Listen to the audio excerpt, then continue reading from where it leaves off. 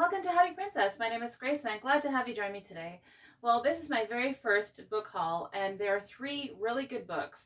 They're part of the Disney A Twisted Tale series and I have three really good books to share with you today, including this one, which is Part of Your World, A Twisted Tale based on Ariel. And I have another one that is called As Old as Time, A Twisted Tale, which is based on Belle, Beauty and the Beast. And the third one is So This Is Love, A Twisted Tale, and that's based on Cinderella. And I would like to share a few moments on each of the books. I'm not going to take very long. Honestly, I'm a little nervous doing this. It's my first time doing it, and I hope I do well, and I hope that I encourage you to read these books because they're really, really good. Let's begin.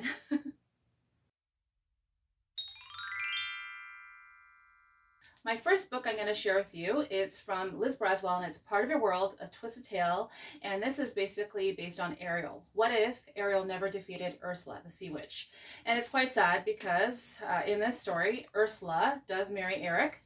Ariel remains without her voice. She becomes the Queen of the Sea, or Queen of Atlantica, and poor King Triton is gone. He's disappeared. But Scuttle, which we all remember Scuttle, one day, during an opera performance that Prince Eric had created, which by the way they call Eric the Mad Prince, poor Eric basically remains in a fog. He's not in touch with reality and what's really going on. Ursula basically is running the show. She's invading different villages or towns. She basically, if she can't rule the sea, she's ruling the land. And Eric really has no say. He has no control. He's basically called the Mad Prince. He's just, I guess, La La Land. He's living his life in a fog, unfortunately, poor guy. And one day, Scuttle ends up seeing Ursula behind a window. I believe it's her bedroom window. And she was talking to something that looked like a polyp. And to him resembled King Triton. It could have been King Triton. So he truly believed that King Triton was still alive. So this is where a cute character comes into effect. And this character's name is Jonah. Jonah is a great grand gull of Scuttle. So she basically tells Ariel that King Triton may still be alive. And the moment that Ariel hears about this, she's a little bit, in debate about it because for a long time, Ursula had requested soldiers and guards to guard all around the palace, basically to prevent Ariel from coming on land. And we all know why. So basically, Ariel now, being that she's a sea queen and has that trident, she transforms herself into a human. And with the help of the seagulls, including Scuttle and Jonah, she's so cute. Honestly, you gotta read the book. She's so cute, curious little seagull. She's so, so cute. She ends up going on land. Long story short, I don't want to spoil too much. I'm going to spoil as little as possible, but it's quite exciting. She ends up looking for her father. Unfortunately, has no luck at the beginning, but she finds her voice in that necklace. So she quickly steals it from Ursula's room, smashes it, and she gets her voice back. And in synchronized manner, while she smashes that and she gets her voice back, Eric wakes up, snaps out of that fog, and starts remembering and realizing that there's a lot of changes going on in the castle and the kingdom that he wasn't even aware of. So it's really, really good. Now, there's another character that I would like to mention, and she is actually one of Ursula's servants, along with Jetsam and Flotsam. Yes, Jetsam and Flotsam are also humans in this, and they are Ursula's, servants or right-hand men. And Varit is another little character. She's a very interesting character, and she is one of Ursula's servants, and you gotta read to see about Varit and find out about her. I found her to be an interesting character. It was a really good book. Eric, once he unites or reunites with Ariel, I love that part. He's hilarious. He's got these one-liners in this book. I found myself just blurting out laughing. It was just hilarious, these little one-liners. It was really, really good. And then there's an exciting part too with Ariel, being that she is Queen of the Sea. Something happens in this book that she gets very upset and she uses her powers, and it's just awesome. I can see this as a movie. I rate this a 5 out of 5.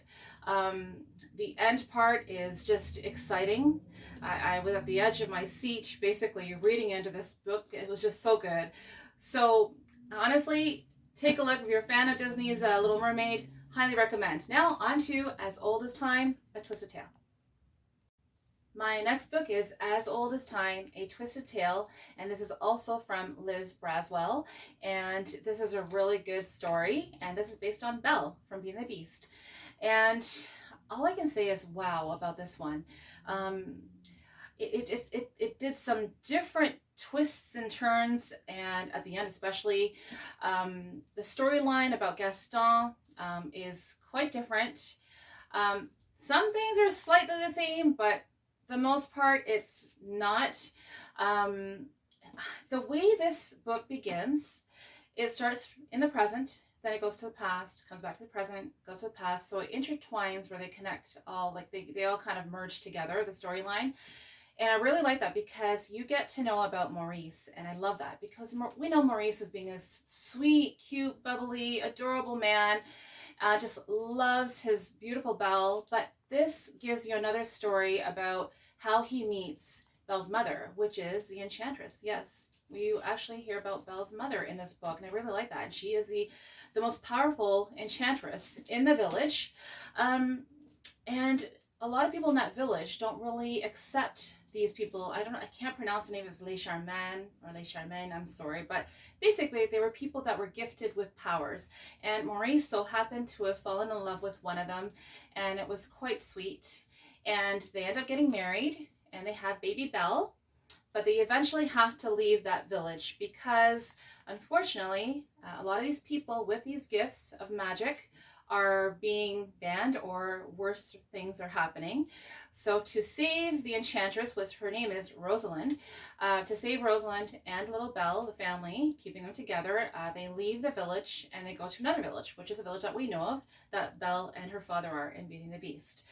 And it's quite sad because Rosalind disappears and she casts a little bit of magic. And again, I don't want to spoil too much, but she casts a little bit of magic in the village where people don't remember Rosalind or people with magic, just, I guess, to keep Belle and Maurice safe.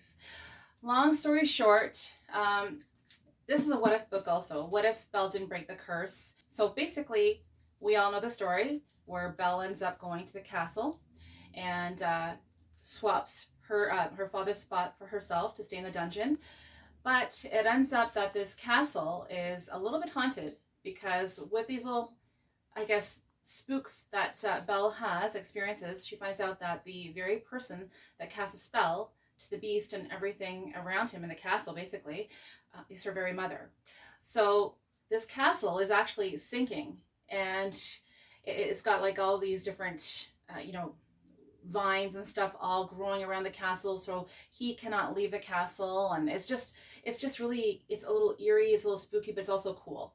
But each day the beast and his staff become less human, and it's quite sad. It made me cry a little bit. Honestly, this book actually made me cry.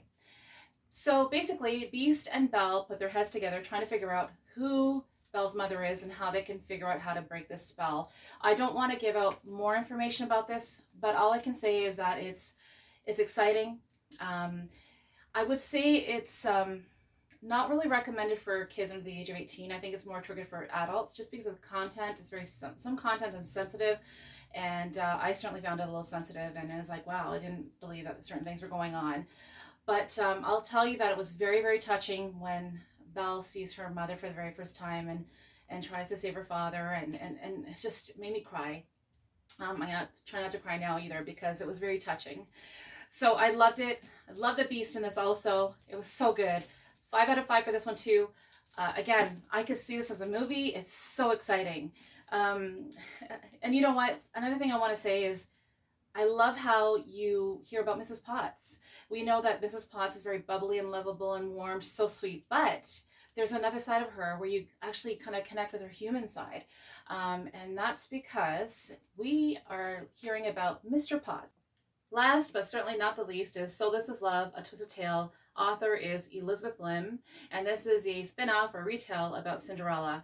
I loved this book. I was hooked from the beginning to the end. I just couldn't get my hands off this book. It was really good, and it takes place, well, in the beginning it starts off at the royal ball with Cinderella and the gorgeous Prince Charming, which he has a name. His name is Charles in this book. And by the way, so does the fairy godmother. Her name is Lenore. So it takes place at the royal ball, and as we all know, the clock strikes midnight. She has to leave, but unfortunately, Lady Tremaine finds out that Cinderella was the one that was dancing with the prince, having an amazing time. And she basically unleashes her 2 daughters to hunt around the attic to see where she had the glass slipper. And they eventually found it. They basically destroyed the attic and all of Cinderella's belongings. It was so sad. And they found it, and Lady Tremaine had it in her hand, and Cinderella scooped it out of her hand. And I'm going to spoil a little bit because I have to share a little bit. Basically, Lady Tremaine wanted to use that glass slipper for her own advantageous reasons for daughters. So Cinderella would have none of that, and she smashes a glass slipper. Lady Tremaine locks her in her attic, and Cinderella is locked in there and calls upon the fairy godmother. The fairy godmother appears and basically tells her that she cannot work any magic on her. She even tried to unlock the door, couldn't do it. She basically helped her out that evening at the ball because she had to borrow the magic, because magic and fairies are banned from Aurelius, which is a kingdom. So it's really sad. So long story short, a very sad and actually I was a little disturbed because Lady Tremaine wants to sell Cinderella. So Cinderella is taken away from this disgusting man, but fortunately she escapes. And you gotta love Bruno because Bruno is an important part in this story. So Cinderella and Bruno escape and they end up in the palace. And Cinderella ends up working as an assistant for the Duchess, who is the Prince Charming's aunt. And her name is Genevieve. And she's a very strong-minded, very tough woman. So she liked Cinderella, and she actually stayed on as Genevieve's assistant. And it gets really, really good. I don't want to say any more, but all I can say is that the Grand Duke also has a very big part in the story. Not a very good part either. It's actually, he's a very evil individual in this story. And let's get to the positive parts. I adore when Cinderella and Prince Charming reunite, and it's just beautiful.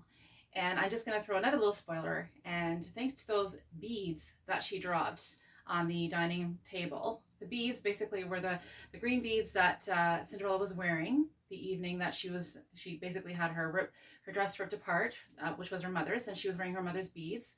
And those beads led on to show the prince that she was Cinderella, the beautiful girl that he danced with at the ball. It's so beautiful. I don't want to share anymore. I could go on and on and on.